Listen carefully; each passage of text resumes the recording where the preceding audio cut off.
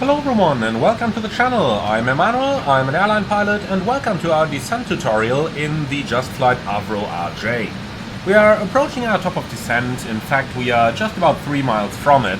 So let's go ahead and select our MCP down to a lower altitude, such as for example 11,000 feet, which matches our first descent constraint. Now, we can start the descent at any time now. The standard mode for the descent is vertical speed, and the standard rate of descent equals approximately 5 times your ground speed. So we're doing a ground speed of 420 knots times 5 is 2,100, so 2,100 is the rate of descent we are going to dial in. The descent speeds will be variable by the operator and by operator preference.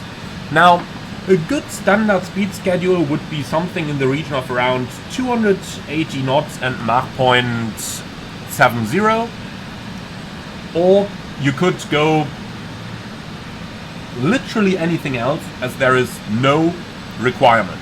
However, there are two speed definitions. The first is high speed, which is the maximum operating Mach number, and on conversion 290 knots. The second is the long-range descent, which is Mach 0.6 and 250 on conversion. Choose your appropriate rate of descent as it fits and as you deem it necessary. Okay, thank you very much for reconnecting. Alright, so the most important thing in the descent is to manage your altitude. Let's talk about 3 possible cases of what we can do. We're going to start with a basic one, and that is when you set your MCP altitude to the altitude of your constraint, such as NOLGO, then you can simply adjust your vertical speed up here and put your range to altitude arc right on the waypoint required.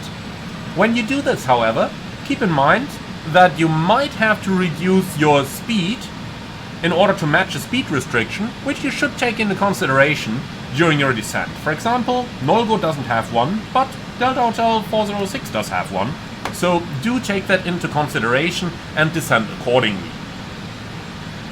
Apart from that, we have other possibilities. So let's start with this one. We expect to reach NOLGO at 1508 UTC, which is in 8 minutes. We gotta reach it at flight level 110. Therefore, in order to descend 12,000 feet in 8 minutes, you can do the mathematics.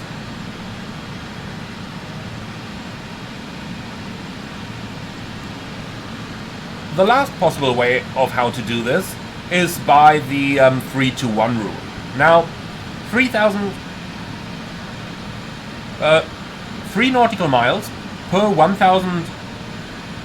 Sorry, 3 nautical miles. No. Oh god, it is late when I'm recording this. My apologies for that. I'm gonna cut that out. The last way to do this is by the 3-to-1 rule. That is 3 nautical miles per 1,000 feet of altitude if your vertical speed equals ground speed times 5. Now, this is probably the easiest to use for you if ATC does not clear you to the very altitude constraint. So let's say we're cleared down to flight level 70 right now. With that, we can no longer use the range to altitude arc to determine which altitude we are going to reach at NOLGO. Therefore, we now need to use some alternative calculations. Now let's go ahead and have a look at some basics. We got to descend 7,000 feet. Times 3 means we need 21 miles in order to accomplish that descent. Our distance to NOLGO is 23 miles, so we have plenty of distance available in order to lose that altitude. With a ground speed at around 360, or let's make it easier, with a ground speed at around about 400, we need 2,000 feet a minute rate of descent, minus a bit, so maybe 1,800 feet a minute would be absolutely sufficient to reach NOLGO at flight level 110. So let's do that. Vertical speed 1800, and with that we should easily be able to reach NOLGO exactly where we are supposed to reach it. The other way to calculate this is an easy one, And that is, remember our earlier formula, 300 knots equals 5 miles a minute. 360 knots therefore is 6 miles a minute. That means we have 18 miles to cover, divided by 6 means 3 minutes until no-go. And let's say from 17,000 down to 11,000 we got to lose 6,000 feet. 6 divided by 3 minutes means 2,000 feet a minute. So these are several different methods you can use to calculate your descent with a couple of easy formulas.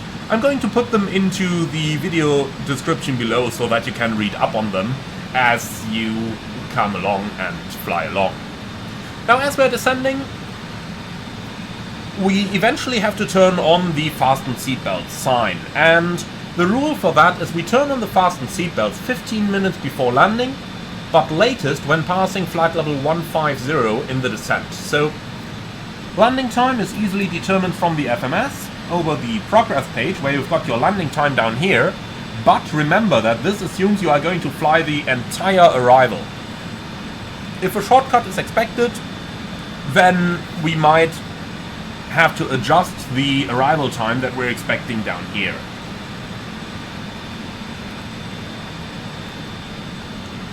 In any case, if you turn the fasten belts on at around about 15,000 feet in the descent, then you're normally running rather well. So fasten belts are coming on right now. As we're descending, we should monitor the cabin pressurization to make sure that the cabin is descending appropriately. Again, ensure that your landing altitude is set correctly, which we should have done during the pre-flight already, latest in the descent preparation if we haven't done it yet, and just monitor your cabin altitude as it is descending. Normally, you should run a couple calculations here. So standard rate of descent is 350 feet a minute, which means for the 3,700 we have over here, we need just over 10 minutes in order to get our cabin down to field elevation. As always, easy to calculate. If you have a couple of general figures in your head, that's from 15,000 feet you need roughly 15 minutes, from 10,000 feet 10 minutes, and so on. So with that you can do some easy calculations to follow up on your cabin altitude. So as we're getting down into the lower altitude, there's a few things for us to remember. Number one is our altitude restrictions. So we should always calculate whether we are making it or not.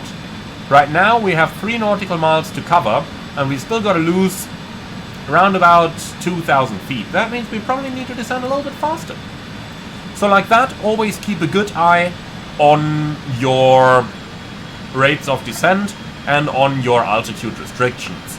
Now, if you pass your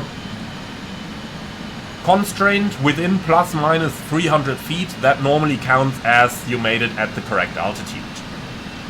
At 12,000 feet, we normally select our MCP speed down to 250 knots, so that our airplane can start to slow down. But do note that depending on the rate of descent that we might actually be flying, you may have to help the aircraft a little bit as we're getting close to 10,000 feet. In general, it is recommended that you use the vertical speed mode and not the level change mode, because level change is going to result in rather steep descents over here.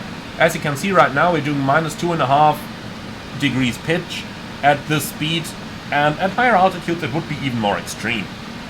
Approaching 10,000, let's go ahead and dial our vertical speed back for a little bit so that we can actually start to slow down, and then let's go ahead and run the 10,000 foot flow, which is rather easy.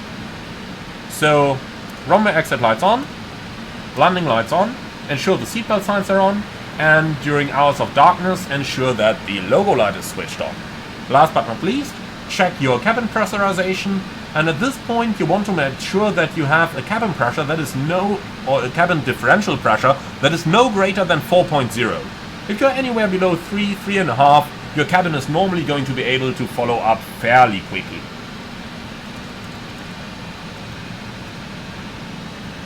Okay, so we are now below 10,000 and we are descending along our standard instrument arrival. Now it is most important that we keep a good eye on our constraints and our airspeeds. So always have your approach chart open and know what speed to fly. For example, we have maximum 220 knots at Delta Hotel 408. So ensure that in good time prior to Delta Hotel 408, we are reducing our airspeed. We're now 6 miles ahead of it. Let's just select the speed down already. We don't need to be perfect here, but we need to be good. And we need to be close, and that's most important. Now, a couple of standard figures for the RJ that seem to work fairly nice is a rate of 1,000 feet a minute at roughly 250 knots. As you can see right now in idle thrust, the aircraft just barely decelerates. So if you plan to decelerate, plan approximately 1 nautical mile per 10 knots of airspeed. So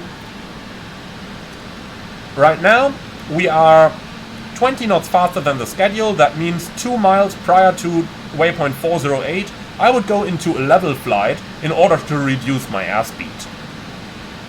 Let's go ahead and see this in action as we're about to reach 2 miles prior to the waypoint. Let's just go to a very low vertical speed here, like minus 100 feet a minute. And now let's see what's going to happen to our indicated airspeed. You can see it nicely comes back, and roughly 1 nautical mile per 10 knots works pretty well. Okay, reaching 220. Let's go ahead and continue our descent. Again, about 1,000 feet a minute normally works pretty well. Now let's go ahead and descend to our next altitude constraint, which is 4,000 feet. And that's set. And that is below the transition altitude, so we need to set our QNH. We can find it in the OFP section under METAR, and we can see the current QNH is 1030. So set QNH, please. And that's 1030 cross-check, passing 8,300 now. Now getting to altitudes below 10,000 is where I would slowly start to consider using level change as vertical mode. You can see using vertical speed, the airplane might not fly the speeds exactly, so especially when you're getting ATC speed restrictions, I would recommend to use level change as your vertical mode over here. As we are closing in on our ILS, we eventually start to receive it. Now, receiving the ILS is not enough, we need to identify it to be allowed to use it. Let's go down here and find our VOR, and we're going to use VOR1 up here, and we should eventually hear the Morse code of the ILS. Oh, that was the wrong button. Let's bring that chart back. So in this case, the code would be India Hotel Hotel Sierra. In Microsoft Flight Simulator, this does not always seem reliable, so right now I should of course select the correct mode down here. So ILS, onto the left side for number 1. You can hear it very, very silently in the background there. Verify that the Morse code agrees with what you have down here, and when you're done with that, you can just click it away again, and that's it. Alright. So, last but not least, be aware of your vertical profile and where you should be. Now, I'm expecting to turn onto the base, beam the Charlie India waypoint. So, about 1,000 above the platform. Remember, the platform is 3,000. 1,000 above the platform when you're turning to the final is normally a fairly good altitude to be at. Now, one specialty of the Avro RJ is that you need to turn on the APU in order to use the APU bleed again for your approach. This is normally done at about 5,000 feet, but in order not to forget it and in order to beware of what you're doing, let's go ahead and do it a little bit earlier already. So APU start, and with that we need to wait until our APU start has completed, and then we can configure our pressurization system to be powered by the APU bleed. So you just need to wait a few moments over here until the APU start has completed, and then we will see the APU avail light come on in green. Now, here is some basics for operating the bleed panel in the Avro RJ. You basically always want to do it in a C shape, so in order to turn on the engine bleed, you go from down here, up here, and then over here. In order to turn off the bleeds, we do it the other way around. So APU power is available, We're going to start up here, make sure that our packs are on, APU air is on, and then we can turn our engine bleeds off. Once the engine bleed has been turned off, have a look at your pressurization panel, either on the overhead panel or down here, in order to verify that your cabin is still pressurizing appropriately. Last but not least, we do have an elect master caution over here, and that's because our APU generator is offline, so we can't turn it back on at this point. And this concludes our approach and descent tutorials in the Avro RJ. Thank you very much for watching. I hope that you have learned something today. As always, be sure to leave your like and comment beneath the video, subscribe if you're up for more, and if you really love what I'm doing on this channel, I would appreciate a small donation through the Buy Me Coffee link in the video description below. Thank you for watching, and I'm looking forward to see you all again on the next one.